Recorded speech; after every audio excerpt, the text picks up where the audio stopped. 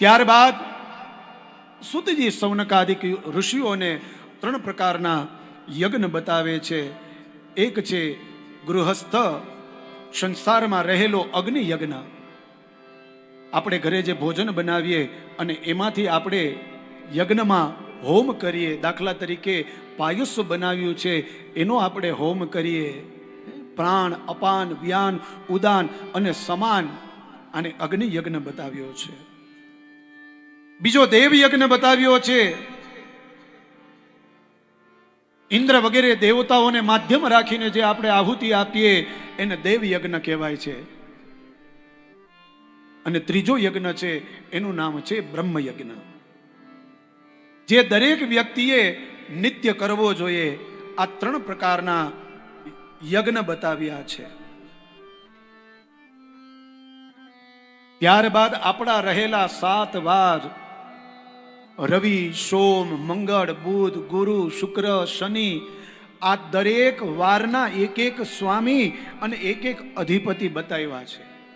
7 વારના અલગ અલગ ફળ બતાવ્યા છે.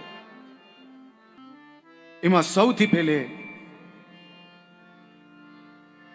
સૂર્યના સ્વામી કયા છે? તો કે શક્તિ છે, સૂર્યના સ્વામી છે.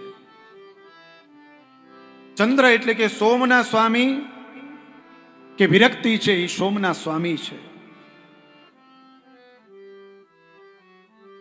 કુમાર સંબંધી એ મંગળના સ્વામી છે.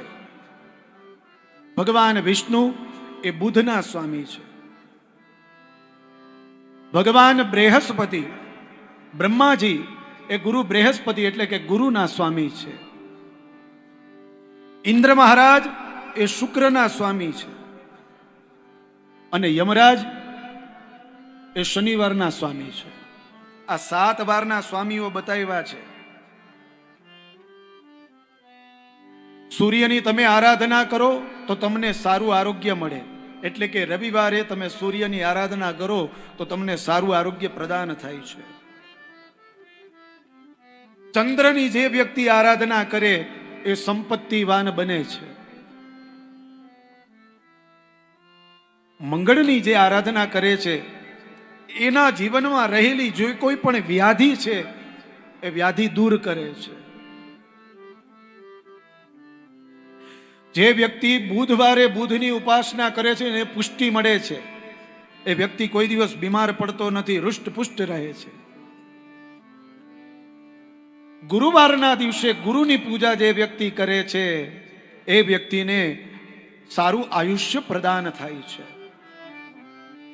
શુક્રવારે જે વ્યક્તિ શુક્રની આરાધના કરે છે એને દરેક વસ્તુના ભોગ પ્રાપ્ત થાય છે. અને શનિવારના દિવસે જે વ્યક્તિ શનિની આરાધના કરે છે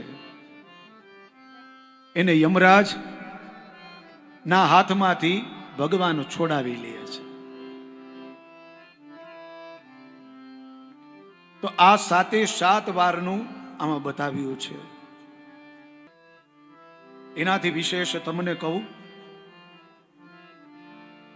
તો બ્રાહ્મણો માટે સૂર્યની ઉપાસના ખૂબ સર્વશ્રેષ્ઠ છે. એટલા માટે તમે જુઓ, બ્રાહ્મણોને કહ્યું છે કે તમે નિત્ય સંધ્યા કરો. એમાંય સંધ્યામાં જ્યારે તમે સવારે 3 અર્ઘ્ય આપો, બપોરે આપો, રાત્રે આપો ભગવાન સૂર્યને, તો બ્રાહ્મણ માટે સૂર્યની ઉપાસના બહુ જરૂરી છે. અરે બ્રાહ્મણ માટે જ નહીં, આપણા બધા જ માટે સૂર્યની ઉપાસના બહુ જરૂરી છે. એટલા માટે આપણા વડીલો કહે ને કે સવારે વહેલો ઉઠી સ્નાન કરી અને ભગવાન સૂર્યને 1 લોટો જલ ચડાવો. બતાવ્યું છે ને આપણા શાસ્ત્રમાં. આદિત્યસ્ય નમસ્કારમ ય કુર્વંતિ દિને દિને જન્માંતર સહસ્ત્રેષુ દારિદ્ર્યમનોપજાયતે. જે વ્યક્તિ નિત્ય ભગવાન સૂર્યને જળ ચડાવે એના જીવનમાં કોઈ દિવસ દારિદ્ર્યપણું આવતું નથી.